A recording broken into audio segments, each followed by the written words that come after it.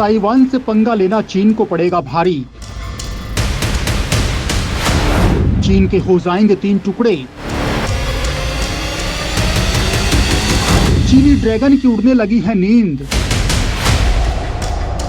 अपने पागलपन में ताइवान को दे रहा है धमकी।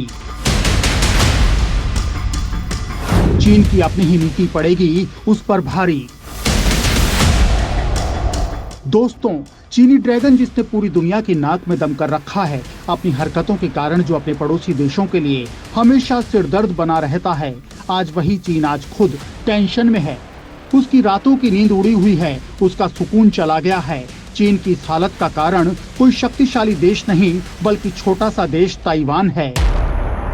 चीन के लिए खबरें आ रही हैं कि चीन के टुकड़े हो सकते हैं। कहा जा रहा है कि ताइवान के कारण चीन के 3 टुकड़े हो सकते हैं, जिससे चीन पूरी तरह से बौखला गया है। उसे समझ नहीं आ रहा कि वो क्या करे। अगर ऐसा होता तो चीन की हालत क्या होगी, ये किसी से छिपा नहीं है। उसकी सारी शक्तियां नष्ट हो जाएंगी। चीन जो अपनी ताकत के बल पर पूरी दुनिया को धौंस दिखाता है, वो खत्म हो जाएगी। और अंदाजे तो ये भी लगाए जा रहे हैं कि कहीं चीन का वजूद ही खत्म ना हो जाए। चीन की इस तबाही को लेकर कहा जा रहा है कि अगर ताइवान ने अपना वजूद साबित कर दिया तो और उसने चीन के लगाए गए अधिकारों को किसी भी तरह से खारिज कर दिया तो उसे चीन से अलग होने में कोई नहीं रोक सकता। वहीं ताइवान के इस कदम से चीन के बाकी हिस्सों पर भी इसका असर पड़ेगा। वो चीन की दादागिरी के खिलाफ खड़े हो जाएंगे, जिससे चीन के 3 टुकड़े होना पक्का हो जाएगा। लेकिन सवाल यहाँ ये उठते हैं कि क्या चीन ऐसा होने देगा? क्या इतने सालों की दादागिरी चीन खत्म होने देगा? और क्या ताइवान के साथ साथ चीन से अलग होने के लिए बेसब्र हो रहे चीन के वो हिस्से नए देश बनकर दुनिया के सामने आएंगे? तो दोस्तों, इन्हीं सवालों के जवाब आपको इस वीडियो में मिलेंगे, तो आप ये वीडियो अंत तक जरूर देखिएगा। दोस्तों, चीन और ताइवान के बीच जिस तरह के हालात बने हुए हैं, उससे लगने लगा है कि शायद वो दिन पास आ गया जब ताइवान एक नया और आजाद देश बनकर दुनिया के सामने उभरने वाला है। और इसके साथ ही चीन के कई हिस्सों के साथ ही कुछ ऐसा ही होने वाला है। और अगर ऐसा हो गया तो दुनिया पर अपनी हुकूमत जमाने का सपना लिए चीन पूरी तरह से खत्म हो जाएगा। इतना ही नहीं, चीन की सत्ता जाने के साथ साथ अमेरिका और यूरोप जो हमेशा से चीन को दबाने की कोशिश में लगे रहते हैं, उनकी तो चांदी ही चांदी हो जाएगी। चीन का वजूद खत्म होते ही पूरी ताकत इन देशों के पास चली जाएगी और पूरी दुनिया में इसकी ताकत का डंका बजेगा। फिर चीन की मदद करने वाला कोई नहीं बचेगा, क्योंकि किसी देश में इतनी ताकत नहीं जो अमेरिका और यूरोप का सामना कर सके। रूस अमेरिका को टक्कर देने की ताकत रखता है, लेकिन यूक्रेन से युद्ध के चलते और अमेरिका और पश्चिमी देशों के प्रतिबंधों ने उसकी कमर पहले ही तोड़ दी है। ऐसे में चीन के बाद पूरी दुनिया पर अमेरिका और यूरोप की हुकूमत शुरू हो जाएगी।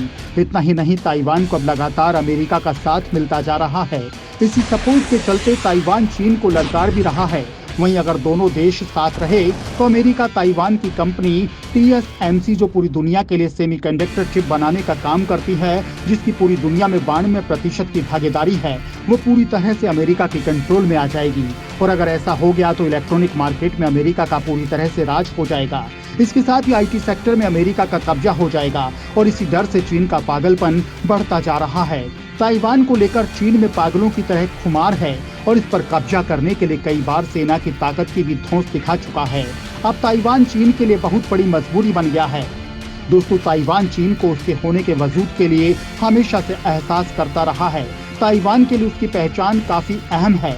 वहीं चीन जानता है कि अगर ताइवान उसके हाथ से निकल गया तो फिर हालात बेकाबू हो सकते हैं। वो चिप के दम पर पूरी दुनिया को अपनी उंगलियों पर नचाता आ रहा है। ताइवान को चीन अपनी दादागिरी के चलते एक आजाद देश का दर्जा भी नहीं देता है। ऐसा ही कुछ वो दूसरे देशों के साथ भी कर रहा है। वो इन्हें जबरदस्ती चीन का हिस्सा मानने पर मजबूर कर रहा है। राजनीतिक विश्लेषकों का मानना है कि अगर चीन ताइवान को आजाद देश घोषित कर देता है तो फिर उसके सामने ताइवान के बाद मंगोलिया, तिब्बत और शिनजियांग की भी समस्या उत्पन्न हो सकती है। मंगोल, तिब्बती और उइगर अपनी आजादी की मांग करने लगेंगे। चीन के सामने ऐसे मुश्किल सवाल खड़े हो जाएंगे जिनका वह चाहकर भी जवाब नहीं दे पाएगा। शिनजियांग में सबसे ज्यादा उइगर मुसलमान रहते हैं। ये भी चीन के अत्याचारों से परेशान हैं, लेकिन चीन की दादागिरी के कारण ये चुप रहते हैं। चीन के उइगर मुसलमान के टोपी पहनने, नमाज पढ़ने और रोजा रखने पर भी पाबंदी लगा रखी है। ऐसा वो अपना सत्ता कायम करने के लिए करता है। वो नहीं चाहता कि उसकी हुकूमत में कमी आए। वो पूरी दुनिया पर अपना राज कायम रखना चाहता है, इसलिए इन देशों पर जबरदस्ती हुक्म चलाता है। वहीं चीन के मौजूदा नक्शे में तिब्बत और इन पर मंगोलिया उसकी सीमा पर है। ये सभी किंग राजशाही के अंतर्गत आते हैं। 1911 में चीन ने इन सभी पर कब्जा कर लिया था, लेकिन अगर चीन ने ताइवान को आजाद देश घोषित कर दिया तो चीन के सामने अंतर्राष्ट्रीय और घरेलू स्तर पर भी काफी दबाव पड़ने लगेगा।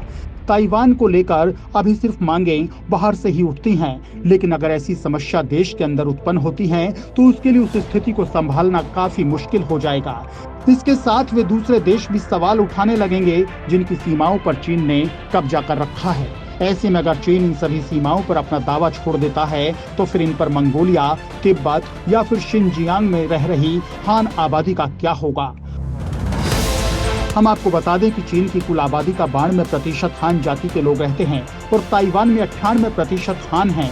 वहीं अगर ताइवान चीन से अलग होता है तो चीन की आबादी कहां जाएगी? क्या वो चीन के आधिकारिक हिस्से में आएगी या इन टुकड़ों के साथ ही आबादी भी बढ़ जाएगी? इसके साथ ही चीन के सामने हजारों समस्याएं पैदा होंगी, जिससे चीन का निपटना नामुमकिन सा हो जाएगा। लेकिन ताइवान को अपनी पहचान के लिए चीन की जरूरत है। वो बिना चीन की मर्जी के इससे अलग नहीं हो सकता और जिस तरह से चीन का स्वभाव है वो कभी भी ताइवान को अलग देश का दर्जा नहीं देगा। वैसे ताइवान ने खुद को आधिकारिक तौर पर रिपब्लिक ऑफ चाइना का नाम दिया हुआ है। वो ये साबित करने में जुट जाएगा कि चीनी लोग ताइवान में ज्यादा हैं और चीन का क्षेत्र केवल कब्जा किया हुआ क्षेत्र है। फिर चीन ना तो अपने देश के अंदर पैदा हुए हालातों को संभाल पाएगा और ना ही वैश्विक स्तर पर खड़े हुए खुद के अस्तित्व के सवाल को साबित कर पाएगा। लेकिन ताइवान खुद को चीन क्यों कहता है, ये आपको बताते हैं। दरअसल 6000 साल पहले यहाँ लोगों ने बसना शुरू किया था। 8 से 10वीं सदी में यहाँ चीन से लोगों ने आना शुरू किया। 13वीं से 17वीं सदी के बीच यहाँ चीनी और जापानी लोग बसने लगे थे। 17वीं सदी में डच लोगों ने ताइवान को एक व्यापारिक केंद्र बनाया। 1683 में किंग वंश के शासकों ने इस पर कब्जा किया था और 1895 में जापान के कब्जे में आ गया। साल 1911 के बाद चीनी गणतंत्र ने किंग साम्राज्य को खत्म किया और ताइवान चीन का हिस्सा बना लिया गया। द्वितीय विश्व युद्ध में जापान ने इस पर कब्जा किया। मित्र राष्ट्रों के हाथों जापान की हार के बाद चीन में गृह युद्ध हुआ, जो यहाँ की राष्ट्रवाद और कम्युनिस्टों के बीच चला। इस गृह युद्ध में राष्ट्रवाद पार्टी की हार हुई। हारे हुए लोगों को क्योमेंटिंग कहा गया और ये ताइवान चले गए। यहाँ पर इन्होंने अपनी सरकार बना ली, जबकि जीती हुई कम्युनिस्ट पार्टी चीन पर शासन कर रही थी। 1949 में चीन ताइवान से पीछे हट गया। तब से ही चीन की सत्ताधारी कम्युनिस्ट पार्टी ने ताइवान को धमकी दी हुई है कि अगर उन्होंने औपचारिक तौर पर खुद को एक आजाद देश घोषित किया तो फिर चीन को अपनी सेनाओं का प्रयोग करना पड़ेगा। चीन ताइवान को अपना हिस्सा मानता है। ताइवान और तिब्बत पर चीन सभी देशों को वन चाइना पॉलिसी मानने के लिए मजबूर करता है। वहीं 1951 में जापान ने ताइवान से अपना हर तरह का नाता तोड़ लिया, लेकिन चीन जापान संधि में यह स्पष्टता से जिक्र नहीं किया गया कि ताइवान चीन का हिस्सा होगा। लेकिन ताइवान खुद को अलग देश मानता है। इसका अलग झंडा, अलग सरकार और अलग लोकतंत्र ही, अलग ही चुनाव प्रक्रिया है, लेकिन चीन उसे अपना ही हिस्सा मानता है। जब चीन और ताइवान अलग हुए तब चीन और अमेरिका के अच्छे संबंध थे। अमेरिका चीन को बहुत सपोर्ट करता था। साल 1971 के बाद ताइवान को लिस्ट से हटा दिया गया। 1980 तक ताइवान चीन का खुलकर विरोध नहीं कर पाता था, लेकिन फिर साल 2000 तक आते आते ताइवान एक ताकतवर देश बनकर उभरा। सेमीकंडक्टर ने इसकी इकोनॉमी को बहुत उछाल दिया था। अब वो खुलकर चीन का विरोध करने लगा था।